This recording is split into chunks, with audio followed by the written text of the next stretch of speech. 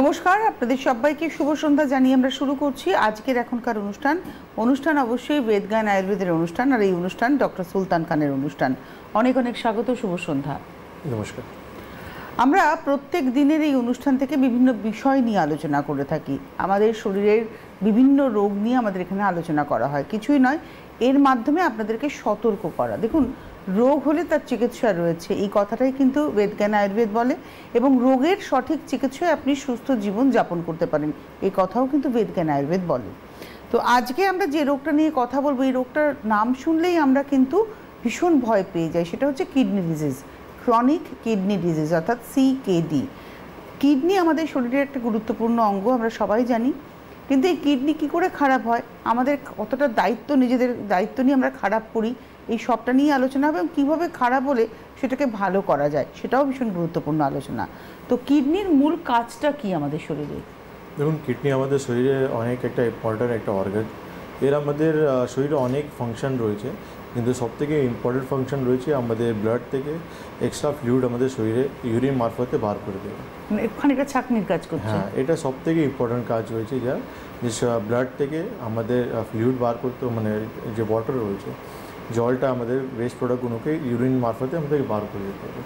এটা হচ্ছে ওর সবথেকে ইম্পর্টেন্ট কাজ। তারপর কাজগুলো যেমন যে আরবিসি রেড ব্লাড সেল তাকে ফর্ম করতে কিছুটা সাহায্য করে, আমাদের হাড়গুলোকে সলিড রাখার জন্য কিছুটা সাহায্য করে, আমাদের শরীরে প্রেশারগুলো, ব্লাড প্রেশারকে মেনটেন করাতে কিছুটা হেল্পফুল কাজ করে, আমাদের শরীরে ইলেকট্রোলাইটসগুলোকে ব্যালেন্স রাখার জন্য আমাদের কিডনি হেল্প করে, সাহায্য করে। তো এরকম একটা অনেক কিছু ফাংশন রয়েছে কিডনি, কিন্তু সবথেকে ইম্পর্টেন্ট কাজ রয়েছে যে আমাদের ব্লাড থেকে এক্সট্রা ফ্লুইডগুলোকে শরীর থেকে ঠিকঠাক বার করে দেওয়া। এটার একটা মানে এতটাই আপনি সুন্দর করে বুঝিয়ে দিলেন যাতে করে আমরা বুঝতে পারি যখন আমাদের কিডনির প্রবলেম হয় আমাদের কিন্তু শরীরে জল জমতে শুরু করে, অর্থাৎ ফ্লুইডটা বেরোচ্ছে না বলে জলটা জমছে। আমি এবার আসবো যে এই যে আমরা সিকেডি কখন বলবো, কিডনির তো নানা রকমের রোগ হতে পারে, আমি এক্স্যাক্টলি সিকেডি কখন বলবো? দেখুন, সিকেডি মানে ফুল ফর্মটা যখন আপনি বুঝবেন তখনই আপনি বুঝতে পারবেন যে আপনি সিকেডি কবে বলবেন। সিকেডি মানে হচ্ছে ক্রনিক কিডনি ডিজিজ। একটা হচ্ছে একেডি, অ্যাকিউট কিডনি ডিজিজ, একটা হচ্ছে CKD, chronic kidney disease. AKD মানে কিছু কারণের জন্য ইনস্ট্যান্ট আমার কিডনি ড্যামেজ হয়, আর কিছু রোগ রয়েছে যেটা আমাদের শরীরে দীর্ঘদিন বসবাস করছে, এই জন্য আমরা দেখতে পাচ্ছি স্লোলি অ্যান্ড গ্র্যাজুয়ালি আমার কিডনি ফাংশন লস করছে, সেখান থেকে আমার কিডনি সিকেডির দিকে অন্য কোনো রোগ আমার কিডনিতে এফেক্ট করছে। ওকে, তো যেমন আমরা দেখি আজকের দিনে আমরা দেখতে পাই সবথেকে টপ মোস্ট দুটো রোগ রয়েছে, একটা হচ্ছে প্রেশার, একটা হচ্ছে ডায়াবেটিস, যার জন্য কিন্তু আমাদের কিডনি প্রচুর হ্যাম্পার্ড হচ্ছে, আমাদের কিডনি প্রচুর সাফার করছে। তারপর হচ্ছে আমাদের যখন কিডনিতে আমরা দেখি সিস্ট হয়ে যাচ্ছে, মানে সিস্টের সাইজটা অনেক বড় হয়ে যাচ্ছে, সেই জন্য আমাদের কিডনি কিন্তু তার টিস্যুগুলো ড্যামেজ হচ্ছে, তখন দেখি আমরা আস্তে আস্তে পেশেন্ট সিকেডির দিকে চলে যাচ্ছে। আমরা দেখি যখন কোনো অবস্ট্রাকশন দেখা যায় কিডনিতে, যেমন যে কিডনি স্টোন হয়ে গেছে আমাদের, বা আমার পোস্টেড এনলার্জ হয়ে গেছে, সেই জন্য ইউরিন ঠিকঠাক বেরোতে পারছে না, তো আমরা দেখি এখানে আমাদের সিকেডি হওয়ার চান্সেস বেড়ে যায়। আমাদের কিডনিতে রিকারেন্ট বারবার ইনফেকশন হচ্ছে, সেখান থেকে আমাদের কিডনি সিকেডি প্রবলেম হতে পারে। ইউটিআই রিকারেন্ট হচ্ছে, সেখান থেকেও সিকেডি হতে পারে আমাদের। তো এরকম অনেক ফেয়ারলিস্ট রয়েছে, কিন্তু টপমোস্ট যেটা দুটো রয়েছে, একটা প্রেশার, একটা ডায়াবেটিস, যার জন্য আজকে আমরা প্রচুর মাত্রায় কিন্তু সিকেডি পেশেন্ট দেখতে পাচ্ছি। ওকে, এবারে আমার যেটা প্রশ্ন, যে কিডনির এই যে মানে ক্রনিক কিডনি ডিজিজ যদি হয়ে থাকে, তাহলে একজন মানুষ কি করে বুঝবেন যে তার কিডনি কাজ করছে না? মানে শুধুই কি হাত পা ফুলবে, নাকি না এর সঙ্গে আরও কিছু সিমটমস আছে? অনেক কিছু সিমটমস রয়েছে। সব স্টার্টিংলি আমরা প্রাইমারি যেটা দেখি আমাদের পেশেন্টে, যখন সিকেডি পেশেন্ট বা যাদের কিডনি সমস্যা রাইজ হচ্ছে, সেখানে সবথেকে কমন প্রবলেম আমরা ইউরিনে প্রথম দেখতে পাবো, যে ইউরিন আমাদের কালারেশন চেঞ্জ হচ্ছে, বা ইউরিন ফ্রদি হচ্ছে, আমাদের ফেনা যেটা আমরা বলি, বা ইউরিন করার সময় আমরা দেখছি বাবলিং প্রচুর হয়ে গেছে, সেটা একটা কারণ, সিমটমস হতে পারে। তারপর হচ্ছে রাত্রেবেলা ঠিকঠাক ঘুম হচ্ছে না, আমরা কোনো কাজে কনসেন্ট্রেট করতে পারছি না, লস অফ অ্যাপেটাইট মানে খিদে হচ্ছে না আমাদের, প্রচুর উইক হয়ে যাচ্ছি আমরা, স্কিনের সমস্যা আমরা দেখতে পাই, ইচিং হচ্ছে আমাদের শরীরে প্রচুর। তো এইসব সমস্যাও কিন্তু সিকেডিতে আমরা দেখতে পারি। দেখার পর আমরা যখনই কিছু ইনভেস্টিগেশনে যাই আমরা, যেটা কেএফটি কমনলি বলা হয়।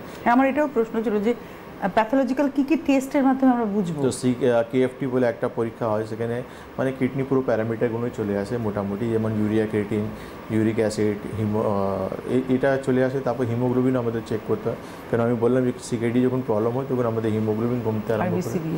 অনেক সময় দেখা হয় যে যখন আর একটা ইম্পর্টেন্ট পরীক্ষা রয়েছে, আমরা ইউরিন এসিআর বলে একটা আমরা অ্যালবুমিন ক্রিয়েটিনাইন রেশিও আমরা দেখি। অনেক সময় আমরা দেখি ইউরিয়া ক্রিয়েটিন আমাদের ঠিকঠাক আছে, কিন্তু ইউরিনে প্রচুর মাত্রায় অ্যালবুমিন চলে যাচ্ছে। সেটাও কিন্তু আমাদের ইন্ডিকেট করে যে আমাদের কিডনি কিন্তু ডে বাই ডে উইক হয়ে যাচ্ছে।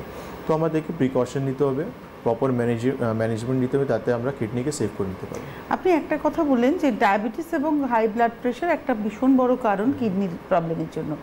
আমাদের নিজস্ব কিছু কি ভুল আছে যেটা আমরা নিজেরা ভুল করে ফেলি এবং যার ফলে আমার কিডনিতে এফেক্ট হতে পারে? অবশ্যই হচ্ছে, কেন কি uncontrol diabetes and uncontrolled hypertension সবথেকে বড় কারণ হচ্ছে। মানে আমার ডায়াবেটিস হয়েছে, আমি তাকে প্রপারলি আমি খাওয়া দাওয়াতে আমি মেনটেন করছি, আমি ফিজিক্যাল অ্যাক্টিভিটি করছি, আমার প্যারামিটারগুলো ঠিকঠাক রয়েছে, HbA1c আমার কন্ট্রোলে রয়েছে, তাহলে কমপ্লিকেশন তো অবশ্যই আসবে, কিন্তু আমার সময় লেগে যাবে। কিন্তু আমি যখন এটা আনকন্ট্রোল হয়ে যাচ্ছে, মানে আমি ঠিকঠাক ওষুধ খাচ্ছি না, আমি খাওয়া দাওয়া কোনো রেস্ট্রিকশন মানছি না, আমি ফিজিক্যাল কোনো অ্যাক্টিভিটি করছি না, তো দেখা যাচ্ছে এটা খুব তাড়াতাড়ি আমাদের শরীরে চলে আসছে রোগটা। মানে রোগটা আপনি সময়টা বাড়িয়ে দিতে পারেন।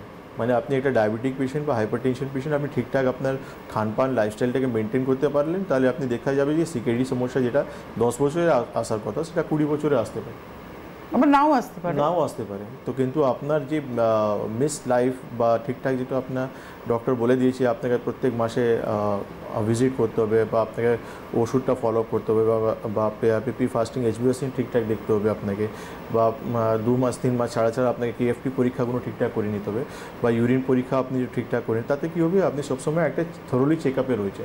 তাহলে স্টার্টিংয়ে কোনো ইন্ডিকেশন এমন দেখা গেলে তখন ইমিডিয়েটলি ডক্টরবাবু আপনাকে কিছু এমন ইনস্ট্রাকশন দেবে, সেটা আপনি ফলো করলে আপনার প্রবলেমটা আপনি রিকভার করতে পারবেন। তার মানে কিডনির প্রবলেমের ক্ষেত্রে, সিকেডির ক্ষেত্রে ওই গ্রেড 1 গ্রেড 2 এরকম ভাবে কি মানে স্টেজেস রয়েছে, কেন কি সিকেডি পেশেন্ট 5টা স্টেজেস রয়েছে। সেটা স্টেজেস আমরা কিন্তু যখন GFR রেট আমরা দেখি, গ্লোমেরুলার ফিল্টার রেট যখন আমরা দেখি, তখন আমরা বুঝতে পারি যে পেশেন্ট কোন স্টেজে দাঁড়িয়ে আছে।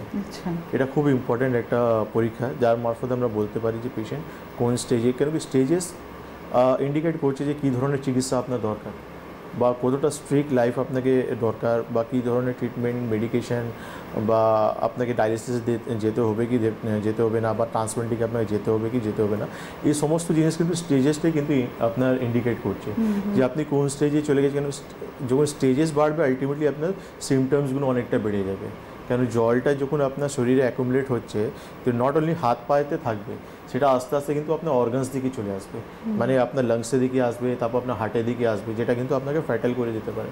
আর লাংসের দিকে আসছে মানে আপনি নিঃশ্বাস নিতে পারবেন না, ঠিক আছে, আর যখন লাংস থেকে আস্তে আস্তে যখন হার্টের দিকে পৌঁছাবে, তখন আর এমার্জেন্সি কন্ডিশন দিকে আপনি চলে যাবেন। তো এই জন্য স্টেজেসটা খুব ইম্পর্টেন্ট, GFR রেট পরীক্ষাটা খুব ইম্পর্টেন্ট আমাদের। আপনারা অনুষ্ঠান যারা দেখছেন, আমি আপনাদেরকে বলবো, আমরা আজকে সিকেডি নিয়ে অর্থাৎ ক্রনিক কিডনি ডিজিজ নিয়ে কথা বলছি, কিন্তু আপনি আপনার যে কোনো শারীরিক সমস্যা নিয়ে, সেটা আপনার ব্যথা হতে পারে, মাথা ব্যথা হতে পারে, স্কিনের প্রবলেম হতে পারে, কনস্টিপেশন হতে পারে, আপনি যে কোনো রোগে যেটাতে আপনি ভীষণ কষ্ট পাচ্ছেন, ব্যতিব্যস্ত বা অনেক ট্রিটমেন্ট করেও সুস্থতা এখনও আসেনি আপনার জীবনে, আপনি কিন্তু ফোন করতে পারেন, কারণ বেদজ্ঞান আপনাদের মতো মানুষের পাশেই রয়েছেন। যোগাযোগ করুন আমাদের সঙ্গে, সরাসরি কথা বলার নাম্বার 6292242341, 6292242342। এই নাম্বারে আপনারা সরাসরি কথা বলবেন, ডক্টর খান রয়েছেন, তার কাছ থেকে আপনারা জেনে নিতে পারবেন যে আপনি কী করে আপনার রোগের হাত থেকে বেরোবেন।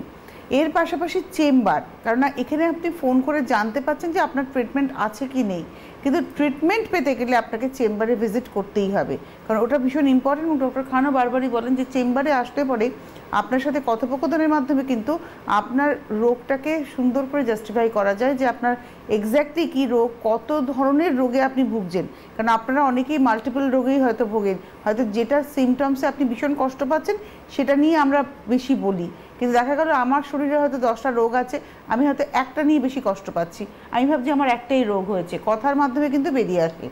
তো আপনাদেরকে বলে দিই, প্রত্যেক বুধবার দিন হাওড়া ময়দান চেম্বার, আজকেও ছিল, আগামীকাল বৃহস্পতিবার চেম্বার রয়েছে দমদম জংশন। শুক্রবার দিন সকালটা ফার্স্ট হাফটা মর্নিং সেশনটা হচ্ছে যোধপুর পার্ক কালীবাড়ি, এটা একদম সাউথ সিটি মলের উল্টো দিকে যোধপুর পার্ক কালীবাড়ির পাশের চেম্বার। আর সেকেন্ড সেশনটা অর্থাৎ বিকেলের দিকটা থাকছেন বারাসাতে। আর তার পরবর্তী রবিবার দিনকে কিন্তু ফার্স্ট হাফটা হচ্ছে যোধপুর পার্ক কালীবাড়ি অর্থাৎ দক্ষিণ কলকাতার জন্য, এবং সেকেন্ড সেশনটা হচ্ছে একেবারে বা দমদম। দমদম এবং হাওড়া এই দুটো এমন চেম্বার যেখানে দূর দূরান্ত থেকেও আপনি এসে দেখাতে পারেন, কারণ শিয়ালদা কেন্দ্রিক হচ্ছে দমদম, আর হাওড়া কেন্দ্রিক আপনি কিন্তু হাওড়া ময়দান চেম্বার পেয়ে যাচ্ছেন, কারণ অনেক দূর দূরান্ত থেকে মানুষ হাওড়ায় নেমে দেখিয়ে আবার চলে যেতে পারেন। ঠিক সেরকমই দমদম জংশন আপনি যে কোনো লাইন থেকে, সেটা বনগাঁ হোক, মেন লাইন হোক, যে কোনো লাইন থেকে আপনারা এসে কিন্তু দমদম জংশনে নেমে দেখিয়ে আবার ব্যাক করে চলে যেতে পারেন। আমরা একটা টেলিফোন নিয়ে নিই। নমস্কার, কে রয়েছেন? হ্যালো। হ্যাঁ নমস্কার, তনুশ্রী বোন বলছি। হ্যালো। হ্যাঁ বলুন, নমস্কার, কে বলছেন? হ্যাঁ আমি রানাঘাট থেকে বলছি। হ্যাঁ নামটা বলুন। আমার ইউরিন। হ্যাঁ আপনার নামটা বলুন। নাম হচ্ছে সুদীপা। হ্যাঁ বলছি আমার ইউরিনটা হলুদ হয়, হ্যাঁ জল না খেলে, আর এখন হচ্ছে লালচে, মানে একদম জল না খেলে লালচে নস্যি, আর তারপরে জল খেলে হলুদ হচ্ছে বসন্তী, আর তারপরে আবার জল খেতে খেতে সাদা হয়। এটা আমি কি রোগ? এটা কবে থেকে হচ্ছে প্রবলেমটা আপনার? এটা আমার অন্তত 2 মাস তো বটে। 2 মাস থেকে হচ্ছে?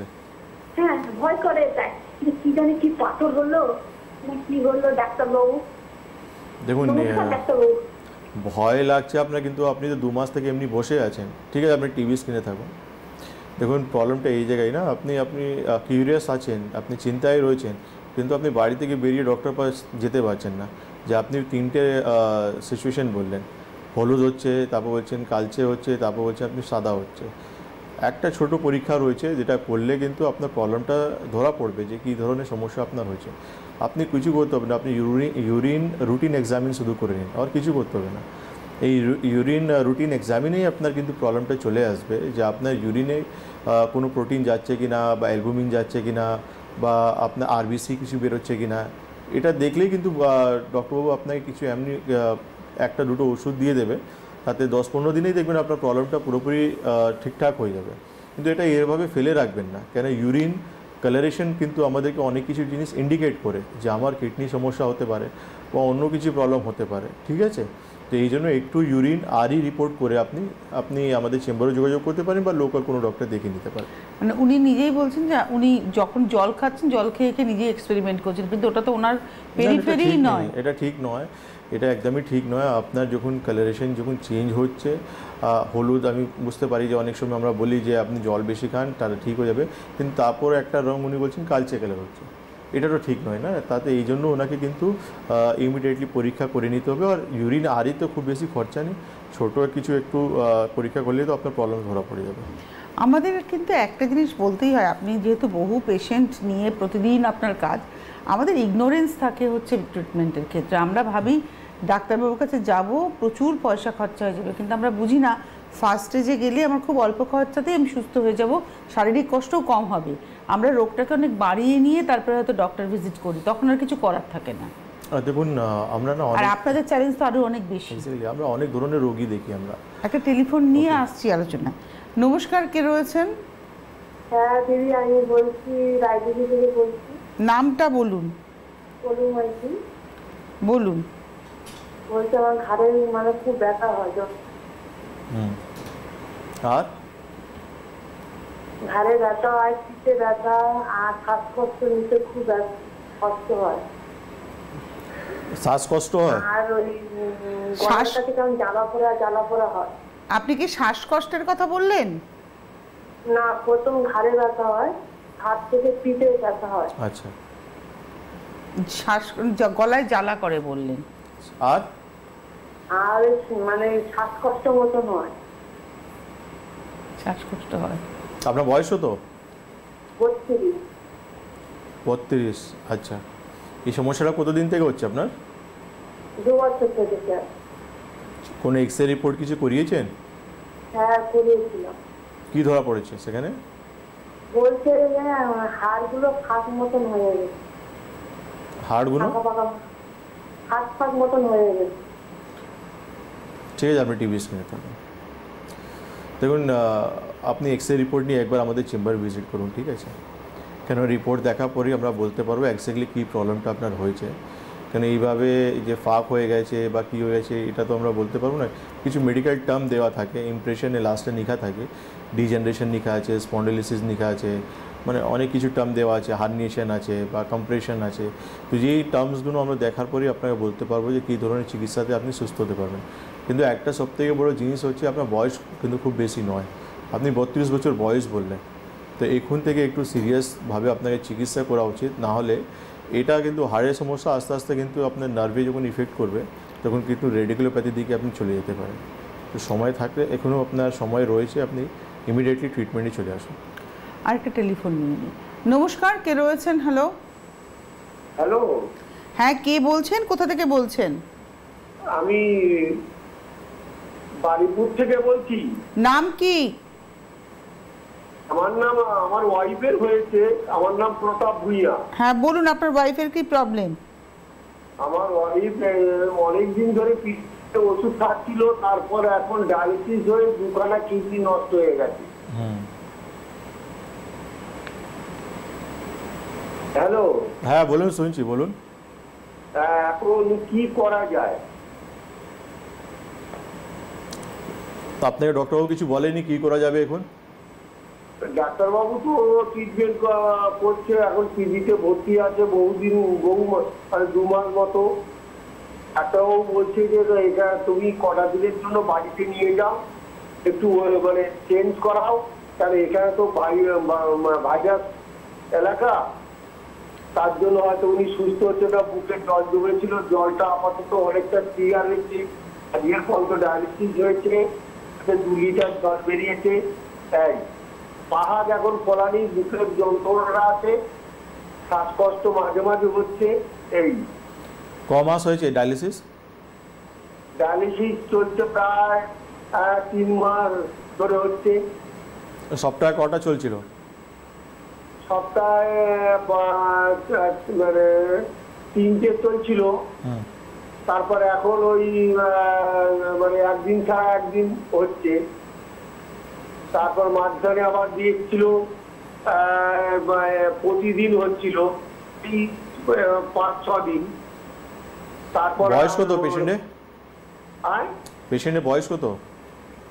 পেশেন্টের বয়স ওই 55। ঠিক আছে, আপনি টিভি স্ক্রিনে থাকুন। আমি একটা কথা বলবো আপনাকে, এই রোগটা নিয়ে কথা বলছি, এটাই আমরা কথা বলছি। আপনি সবথেকে ভালো হবে পেশেন্টকে নিয়ে আসা দরকার নেই, আপনি যা যা রিপোর্ট আপনার হাতে রয়েছে সমস্ত রিপোর্ট নিয়ে আপনি আমাদের চেম্বারে ভিজিট করুন একবার, ঠিক আছে? সমস্ত রিপোর্ট দেখার পরই আমি আপনাকে বলে দেবো যে কী করলে ভালো হবে বা কী মেডিসিন বা থেরাপি কী কী করতে হবে, আমরা সমস্ত আপনাকে ডিটেল চেম্বারে দিয়ে দেবো।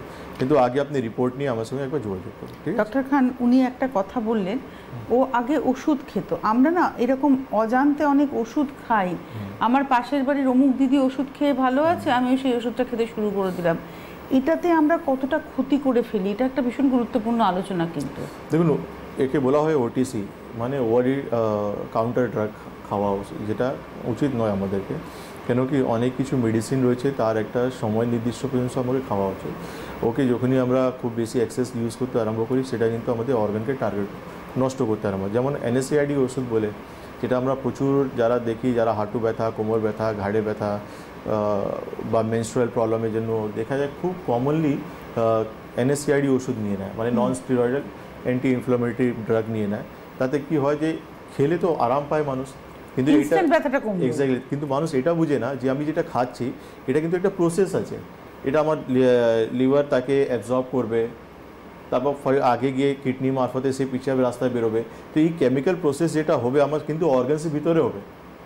এই না যে আমি মুখে খেলাম আর সে হাওয়া হয়ে গেল, সেটা কিন্তু না। আমি যখন মুখে দিচ্ছি সেটা কিন্তু পুরো একটা প্রক্রিয়া আছে, ফ্রম মাউথ টু মানে ইউরিন অর রেকটাম, যে একটা প্রসেস আছে পুরোপুরি। এটা কিন্তু আমার কেমিক্যাল প্রসেসটা কিন্তু পুরো বডি ভিতরে হবে। তো এই জন্য আমি ইনস্ট্যান্ট কিছু প্রবলেম হলো, আমি ডক্টরবাবু আমাদেরকে নিজেই আমরা নিজেই ইন্ডিকেট করে দিই বা বলে দিই যে এই ওষুধটা এতদিন খাবেন, তারপর খাবেন না।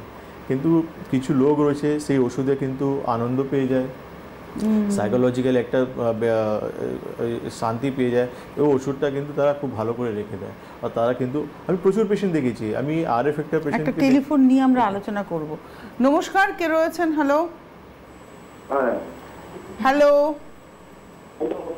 হ্যাঁ কে বলছেন, কোথা থেকে বলছেন? আপনি নেটওয়ার্কে আসুন, আপনার নেটওয়ার্ক ইস্যু হচ্ছে, কথা শোনা যাচ্ছে না। হ্যালো, আমার মনে হয়, হ্যাঁ কে বলছেন, কোথা থেকে বলছেন?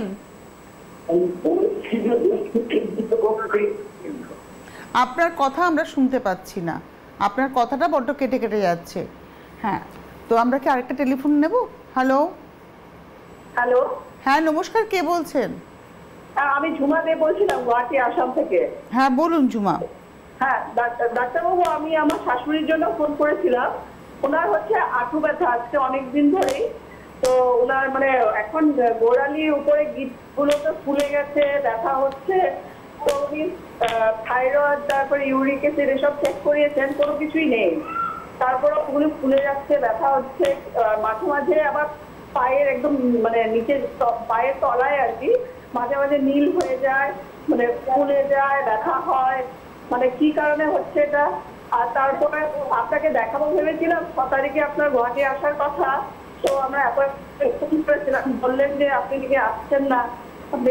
আপনি কবে আসবেন একটু জানালে ভালো হতো, তাহলে আপনাকে দেখাতে পারতাম আমরা। ঠিক আছে, আপনি টিভি স্ক্রিনে থাকুন। দেখুন, প্রথম জিনিস তো আপনি বলেন আপনার শাশুড়ি হাঁটু ব্যথা হচ্ছে, গোড়ালি ব্যথা হচ্ছে, সেখানে ফুলে গেছে। আপনি এক্সরে করুন, ঠিক আছে? এক্সরে করলে আমরা জানতে পারবো যে গোড়ালিতে কোনো হাড় বেড়েছে কিনা বা হাঁটুতে কোনো ডিজেনারেশন চেঞ্জেস হয়েছে কিনা। এটা ইম্পর্ট্যান্ট রয়েছে, ঠিক আছে? এই দুটো পরীক্ষাটা আপনি এক্সরে রিপোর্টটা করে রাখুন। আর যে ডেটগুলো যাচ্ছে সেই ডেটে আশা করছি আমরা ফলো করবো। নাহলে ডেট চেঞ্জ হলে আপনাকে হেল্পলাইন নাম্বারই কিন্তু আপনাকে বলে দেবে। হেল্পলাইন নাম্বারটা নোট করে রাখুন। আপনি হেল্পলাইন নাম্বারে কন্ট্যাক্ট করবেন, ওখান থেকে আপনি জানতে পারবেন কবে গুয়াহাটি চেম্বার রয়েছে, যদিও ডিটেলসটা যাচ্ছে স্ক্রিনে। আমরা ছিলাম হচ্ছে এই মানে আজকে সিকেডি নিয়ে কথা বলছি। সিকেডির এটাও একটা অন্যতম কারণ যে আমরা নিজেরাই অজান্তে ভুলভাল ওষুধ খেয়েও আমরা কিন্তু ডিটোরিয়েট করে ফেলি।